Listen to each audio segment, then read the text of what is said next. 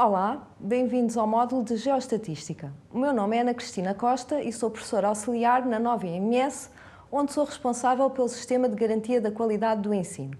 Este módulo está organizado em 3 tópicos. O primeiro sobre conceitos de interpolação espacial, o segundo sobre interpolação espacial determinística e o terceiro sobre descrição espacial. Neste vídeo irei apresentar os principais conceitos teóricos da interpolação espacial.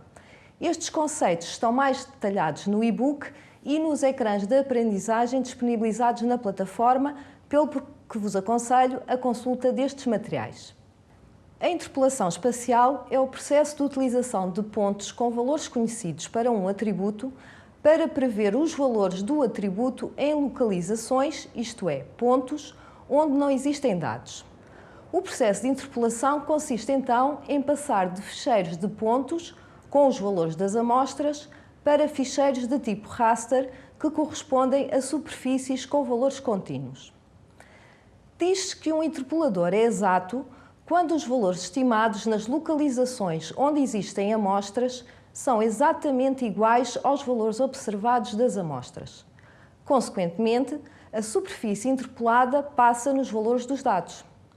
Diz que um interpolador não é exato quando os valores estimados nas localizações onde existem amostras não são iguais aos valores observados das amostras. Consequentemente, a superfície interpolada não passa nos valores das amostras, mas é desejável que passe próximo desses valores. Os interpoladores globais usam todos os pontos da área de estudo. Portanto, apenas uma função que é mapeada através de toda a região. Os interpoladores globais geram superfícies suavizadas, pois o objetivo é analisar apenas a tendência global do atributo. Os interpoladores locais usam apenas as amostras que se encontram numa vizinhança do ponto a estimar. Estes interpoladores são então definidos por funções que variam de localização para localização. Como os interpoladores locais recorrem a um conjunto variável de observações, possibilitam um ajustamento à variabilidade local do fenómeno. A interpolação determinística pressupõe que a cada localização está associado apenas um valor. Uma vez que estes métodos não pressupõem a existência de uma distribuição de probabilidade associada aos valores do atributo, na interpolação determinística não é possível associar incerteza às estimativas. Os interpoladores determinísticos consideram apenas relações baseadas na distância e não têm em consideração a correlação espacial dos dados. A interpolação estocástica pressupõe que a cada localização do espaço está associada uma variável aleatória, que tem uma certa distribuição de probabilidade. Esta distribuição não é geralmente conhecida, nem é uma limitação destes métodos. O facto dos interpoladores estocásticos se basearem no conceito de variável aleatória permite usar conceitos da teoria das probabilidades para determinar a formulação dos interpoladores e para avaliar a incerteza das estimativas. Para além da distância, estes métodos têm em consideração a correlação espacial dos dados. Os métodos determinísticos consideram apenas relações baseadas na distância. Estes métodos são pouco precisos quando existem poucas amostras ou quando há amostras agrupadas, ou ainda quando o atributo é anisotrópico. Por outro lado, são simples e rápidos de aplicar, pelo que são muito úteis na etapa de análise exploratória dos dados. Além disso, podem fornecer resultados muito satisfatórios se o conjunto das amostras estiver bem distribuído no espaço e for muito denso.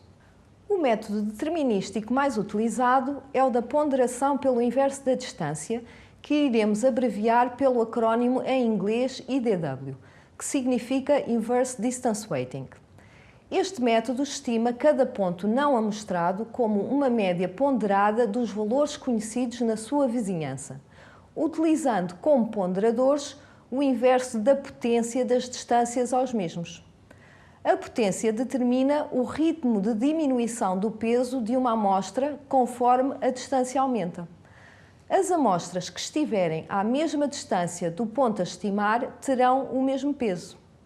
O valor mais usual para o parâmetro potência é o valor 2. Neste caso, o método designa-se inverso do quadrado da distância, pois o peso de cada amostra diminui em função do inverso do quadrado da distância. A descrição espacial consiste em identificar as principais características do padrão espacial das amostras ou de uma superfície. As principais características são a distribuição espacial, a tendência global e a isotropia ou anisotropia. Na análise da distribuição espacial, importa identificar as localizações onde se concentram os valores mais elevados e os valores mais baixos do atributo. A análise da tendência global corresponde a verificar se os valores do atributo tendem a aumentar ou a diminuir numa certa direção. A análise da isotropia ou anisotropia consiste em verificar se o atributo tem o mesmo comportamento em todas as direções. Diz-se que o atributo é isotrópico quando apresenta o mesmo padrão espacial para todas as direções. Os fenómenos isotrópicos têm um padrão espacial em forma de circunferência. Diz que um atributo é anisotrópico quando apresenta um padrão espacial diferente para direções diferentes. Na anisotropia geométrica, o padrão é mais contínuo numa dada direção do que na respectiva direção perpendicular. Portanto, o padrão espacial tem a forma de uma elipse. Na direção de maior continuidade, pontos distantes têm valores idênticos, ou seja, a autocorrelação espacial é maior na direção de maior continuidade.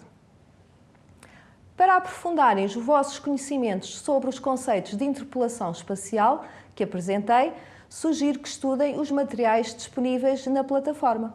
Bom estudo!